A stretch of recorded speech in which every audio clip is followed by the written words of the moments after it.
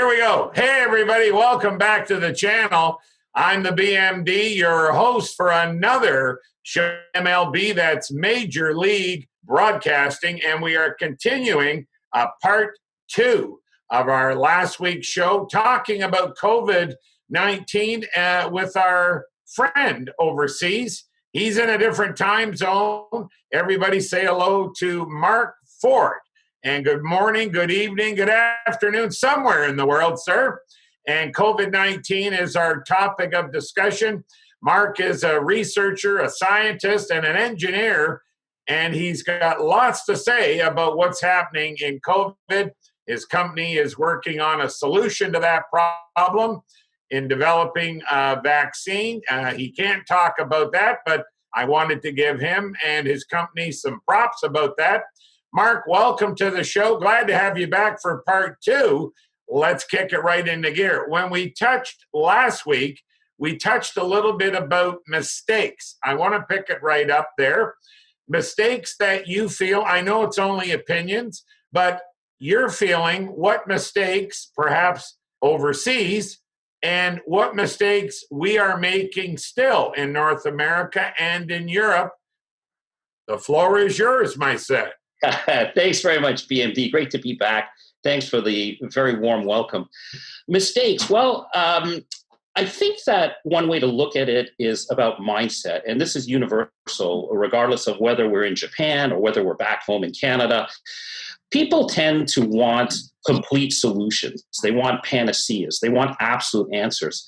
And in medicine, science, perhaps anything in life, there are no absolute answers. We can say that something is more likely to be true or less likely to be true, but to come out and speak in absolutes, that's pretty risky, and there are consequences for that. And perhaps one of the biggest mistakes, or the number one mistake, that a lot of people make, especially in the intelligentsia, the experts, people like myself who like to think we know everything and tell everybody else how to live their lives, is that we tend to talk in absolutes. And we say, this is right and this is wrong. Don't wear a mask. Wear a mask. Stay inside. Don't stay inside. And without understanding the nuances, to say, well, in certain situations, if we do wear a mask, this will be the result with this margin of error. Likewise for hand washing or staying inside, or whatever policy it is. It doesn't even have to be related to COVID. Getting away from the absolutes, the blanket statements, and getting more into feeling comfortable with uncertainty and doubt, and realizing that under certain circumstances, such and such may be true. And this is a pattern that we've seen in Japan and other countries around the world, certainly the United States, in which whether you're a Republican or a Democrat, or whether you think who is controlled by the Chinese or not, whatever the political bent, getting away from the absolutes and saying, hey, this is likely to be true under these circumstances and these assumptions, but let's leave our minds open for new data where we could change. The other part has to do with the politics of leadership. People don't like it when leaders change their minds. Even if they're wrong, people prefer to see consistency. So if a leader learns something new and wants to kind of double back and say, hey, you know what? I was wrong. People generally don't like that. They like consistency. So politicians being politicians, by the way, that's another universal. Wherever you go, politicians are the same throughout the world, whether they're here in Tokyo or in Ottawa or Washington, D.C. or London. They want that very stable political message. So I'm speaking in very large brushstrokes, and I haven't spoken about the virus per se. But if I was to say the number one ailment of our policymakers, and also as ourselves as citizens, that's it. Looking for the absolute answer. There aren't any absolute answers. Life doesn't work that way. Gotcha. Great answer. Listen, you mentioned a key word I want you to expand on, life's patterns. Now, with life's patterns, perhaps there's different patterns overseas, and the patterns we're following here, certainly I can speak of North America and Canada, because that's where we're located. Obviously, we're at different opposite ends of the world. But what patterns are you talking about? You touched mask, don't mask. wash your hands, don't wash your hands are not enough. What patterns are you living by overseas? Right. So I think there are two answers to that question. One, in terms of a behavioral pattern, people tend to jump to conclusions, first impressions. They latch onto it. And then once they latch onto it, when new data or information comes in, they feel bad to kind of disentangle themselves from it. They feel that they've made a mistake. So part of that is just hubris and ego. People don't want to be wrong on important issues. And everybody has an opinion on anything and everything. So that's a kind of a general human factor. In terms of sort of mistakes, if you will, that have been made here, we talked a little about it before, but at the public policy level, Japan has a tendency to make natural disasters made in Japan, like the Fukushima nuclear explosion, and likewise with the COVID-19 outbreak on that cruise ship off the shore of Yokohama. The first thing over here is general confusion, a deer caught in the headlights, followed by some level of suppression of information, a lack of transparency. Part of that is the political establishment trying to understand the landscape so they don't make any missteps. But the lack of transparency also is followed by suppression of information. And then at some point, information leaks out, there's criticism, people are putting stuff on YouTube, and then the jig is up, and then the real story comes out, and then there's kind of a mad rush to do something about it. We see that pattern over and over again in Japan. I think it's somewhat different back home in Canada and in the United States in terms of the relationship with the citizenry with the government than it is in Japan. Are the governments on both ends of the world continuing to make mistakes, in your opinion? I know over here, the United States may be starting phase 2 a little bit quickly, and states like California, New York, and Florida got slaughtered. Again, numbers just out of control with the beaches opening and the bars opening. Texas reminds me of another one. Yet here back home, in Canada, we've kept a lid on it, and you don't get to move. Borders are closed between US and Canada, and we are slowly integrating, and we are in a test area right now. If phase 3 is working out, where attendance at restaurants and eateries are about at half. If you have a 100-seat diner, they're allowing maybe 30 people in at a time. And of course, the same social distancing on the outdoor patios, extending the patios into the roadways a little bit, because the businesses, of course, have been pounded over the past 4+ months. But are we still making, I come back to mistakes again, on letting the public demand sort of speak?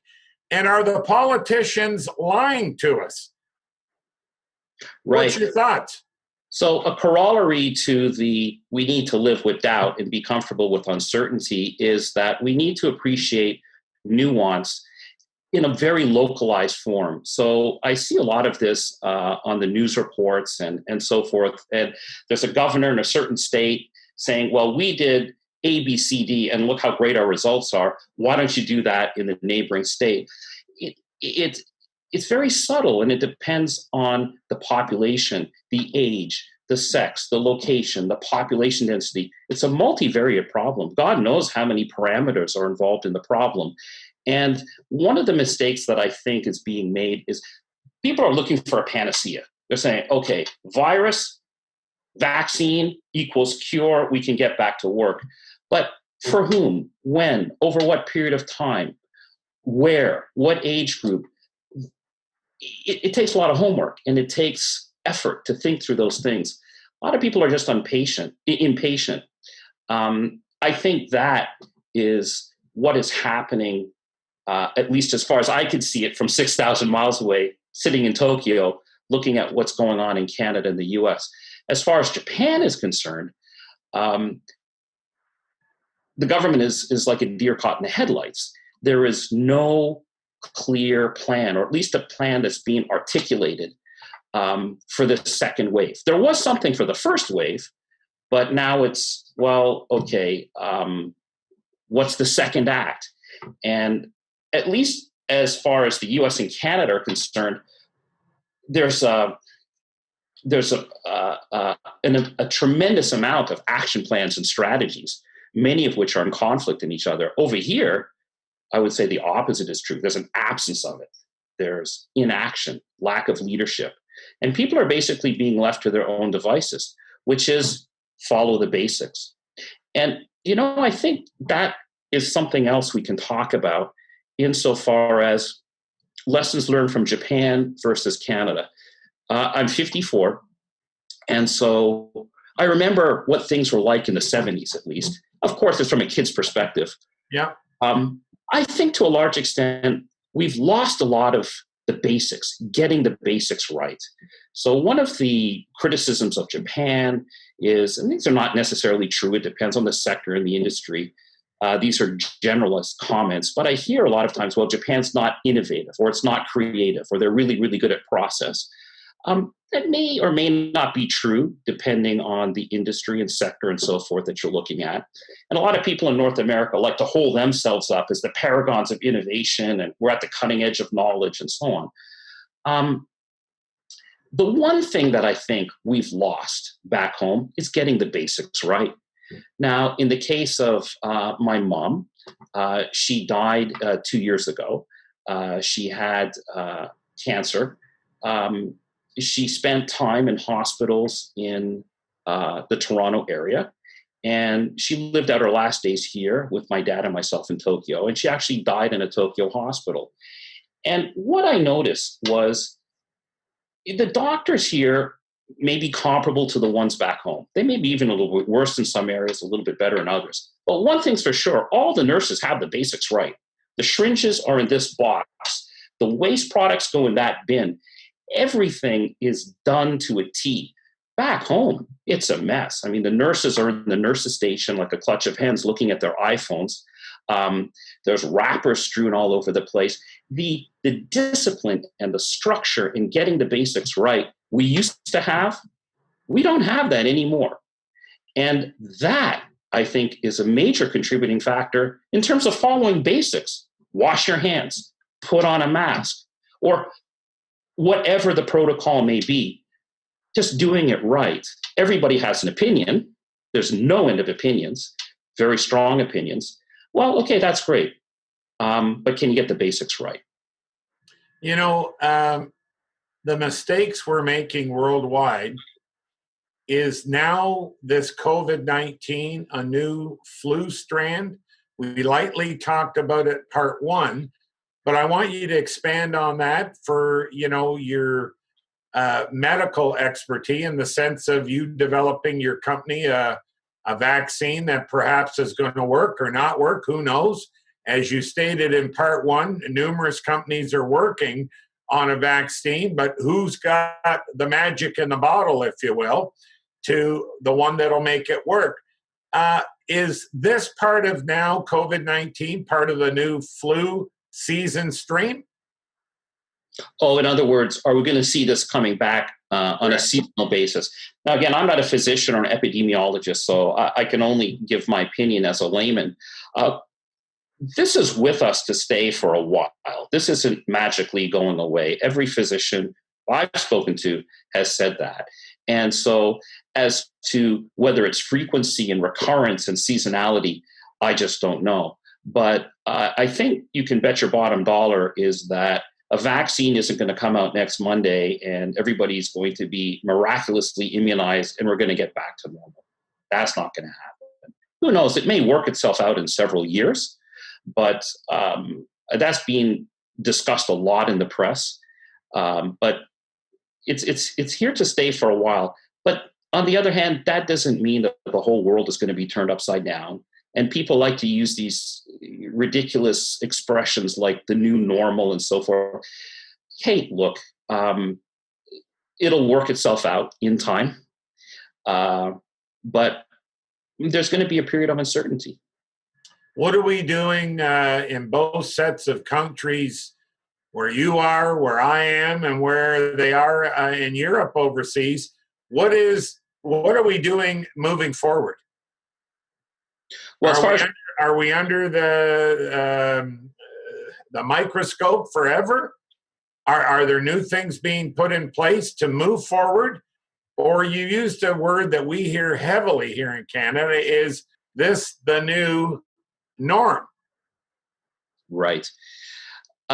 It depends on what you're addressing. If you're talking about is Zoom going to be used extensively from now on in schools or in the office setting, is that going to be something that is dependent or linked or correlated with COVID-19? Or is that something that came out of COVID-19 but will be independent and it's just something that we take on? I think we're going to see things like that. And you probably can break the problem into two sets. Things that came about because of the pandemic, but will continue not because of the pandemic. It just turns out to be our way of doing it. A lot of companies are realizing, hey, we don't need all this property, plant, and equipment. We don't need as many employees. We can work remotely. You remember in the early 1990s, companies were frightened to use email. How many years have people been saying, I can work remotely, but the HR department or what have you says, I'm not sure if you can do that. Well, COVID-19 has broken some of those barriers. But if COVID-19 goes away tomorrow, probably people will continue to do remote working. So that's one set. I think another category is behavioral changes and processes and so forth in society that will have to continue because of the presence of COVID-19. I don't know what those are, but I think that is one of the problem. Where do you feel we're headed as a world? You mentioned a little bit of bricks and mortar. You mentioned, let's use the word Zoomology now as part of the communication. Right. And, where are we headed on? We've, had to learn to adjust, and we are adjusting, even though there's an awkwardness. But to your point, and I like that, there's more than just putting on a mask and washing your hands. Life has been altered. Is this called now a plague? Is this Mother Nature putting her hand in and saying, we need a life's correction here now? Is this a tool to spank everybody, to put them in line worldwide? Give me your thoughts on that. Well, it's quite a good spanking, hasn't it been? Yes, it has. Yeah, I don't know if I said this in our last session together, but let me speak as an entrepreneur and a businessman now. These big emergency events seem to crop up every 7 to 10 years. Now it's the pandemic. In Japan 10 years ago, it was an earthquake, a tsunami, and a nuclear meltdown. A few years before that, it was the Lehman shock. 7, 8 years before that, it was the dot-com bubble burst. And then the asset price bubble burst in the early 1990s. And you can go back in time, and every 7 or 8 years, there's some kind of big explosion. And everybody says, this is the end of the world. As an entrepreneur, of course, I don't want people to get sick and die and suffer. But it's like the ocean tide has gone out. And it stays out for a period of time, maybe 12 months, 18 months. And if you look at what's left, there's a lot of junk on the ocean bottom, but there's some pearls there too.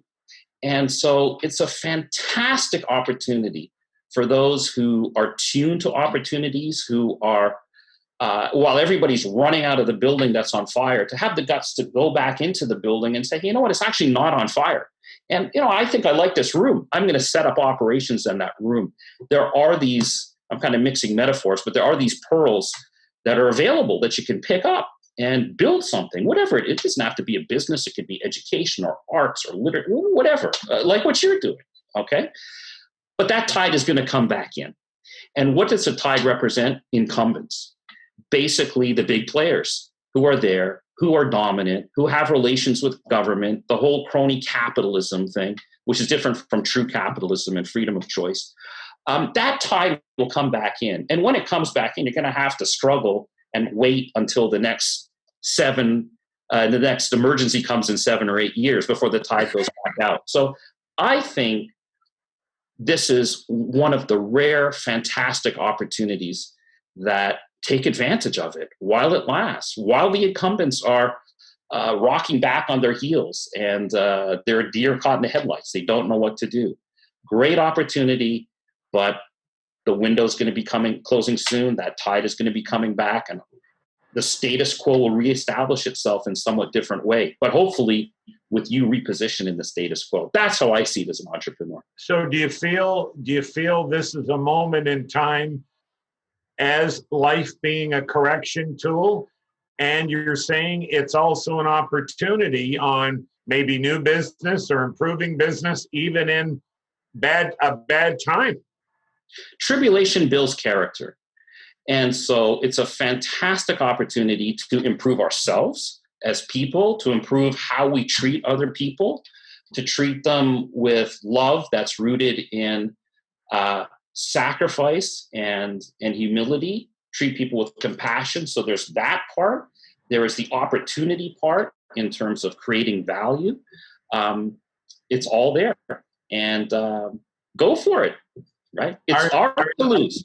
Are you noticing over in your country and what you're seeing, hearing, are people changing their ways to the positive?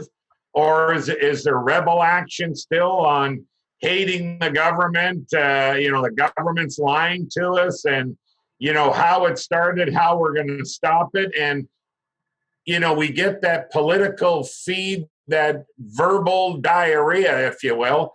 And, when is that going to stop? Probably never. But where is the confidence coming from when you're sitting at home having a coffee and a bowl of cereal, wondering, are you going to be alive tomorrow? You will be.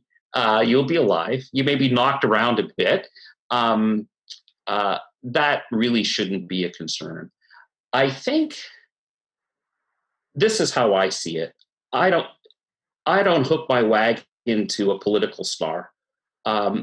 Political power, at least for me, is not the key to prosperity. And when I say prosperity, it's life, liberty, and the pursuit of happiness for myself, my loved ones, people around me, perhaps the community. That comes from my own two hands. My fate is within my hands. And I don't really look for equal opportunity. I look for freedom of opportunity, which is in a way why I'm here. I'm a foreigner in Japan. I'm not Japanese. They have their own status quo, which I could never penetrate. But I found that little opportunity here that I crawled through, that I was able to get an opportunity back home that I would never have been able to get back home because of the status quo over there. So the key for me is, whether it's Trump or Biden or Trudeau, hey, you know what? It's of interest. People like to debate it. Some people live and die on that kind of stuff. But for me, life, liberty, the pursuit of happiness, prosperity, not just economic prosperity, but prosperity in terms of wellness and love and caring, that comes from my own two hands and from economic means and industriousness and hard work. And just stop grumbling, get out there and get on with the job, because in the end, it's my responsibility.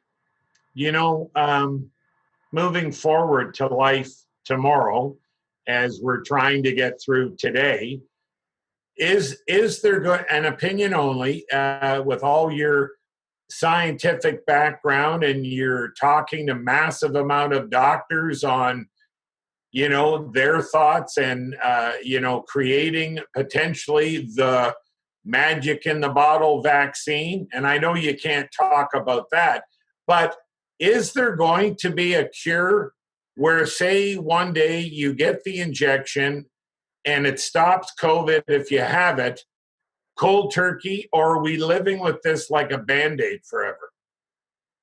For some people, that's true. And for other people, it's not going to be true.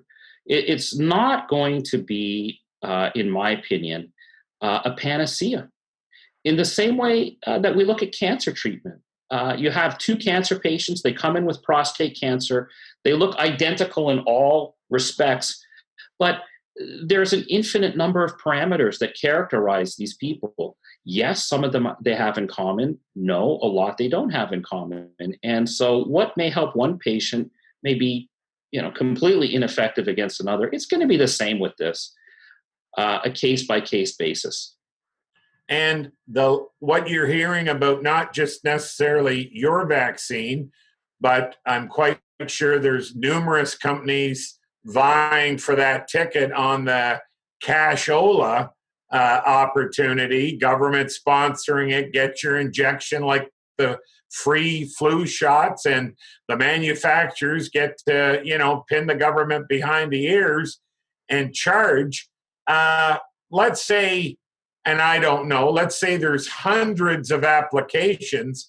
What one will get the ringing bell? Is it the one that stops the process? Is it the one that slows down the process? Or is it the one that it's instant injection, instant cure, pretending that will work? What are the categories? Explain to the viewers and listeners on what application, say the FDA, I don't know what it's called in your neck of the woods, but we all understand the FDA at the drug committee level. What are they looking for? They looking for cure, a Band-Aid, or slow down the process? Tell the viewers your thoughts on that. Right. So the process in the United States and in Canada is very similar, as is Japan. There are clinical trials in which the phase 1 is basically testing safety and dosage. This phase 2 has to do with efficacy, and there's phase 3 and 4. The viewers can look it up on the internet, those various phases. But the key thing, and I think you said it very well just a few minutes ago in terms of outlining the categories. There are going to be certain things that work for certain people under certain conditions to this extent, which are going to be different from other groups of people. And that's the best that we can hope for in anything, whether it's penicillin, a COVID-19 vaccine, a PSA test, if you're hunting for prostate cancer. That's just the nature of the beast of science. And it kind of gets back to what we were talking about before, is that there's nuance, there's subtlety, certain things work for certain people under certain circumstances, and we have to learn to be comfortable with doubt, which is actually a beautiful thing. The universe is a pretty complex place, and understanding that some things are more or less likely to be true under certain circumstances, that's the key to sanity. And also, it's the key to humility. I have a reasonably good education. I don't know anything about anything. Come on now. It's a little bit better than others. Others, not other people, but I know certain subjects a little bit better than other subjects. But I don't know what it all means. I'm trying to sort it out. And that is the key, is trying to be humble in the face of nature, because it's an awesome thing. Is it ever? Listen, Mark, we're out of time. How can people watching and listening connect with you and listen to some of more of your philosophies about this COVID-19 we're involved in? How can they reach out to you? Give us your social media IDs. Sure. Well, they're more than welcome to contact me at info, I-N-F-O, at moneo.jp. M as in Mike, O, N as in November, E-O, .jp for Japan. Info at moneo.jp. I've cut out all my social media simply because I don't need it. And I like to talk to people like you face to face. And so contact me by email, or even I love to receive paper letters too. So contact me by email. We can even do it the old-fashioned way. Listen, writing the letter with a fountain pen. It's been great having you on, and we completed part 1 and 2. We're certainly going to have you on and check schedules out. And the next topic, folks, you've been listening to Major League Broadcasting. That's MLB. I'm your host, the BMD, and we were so fortunate to have Mark Lee Ford on a 2-part topic of COVID-19 and the different philosophies. Mark is testing a vaccine right now to hopefully cure this dreaded problem we're having. And Mark, To you and all your family, I wish you well, sir. Until next time, we'll get back to you.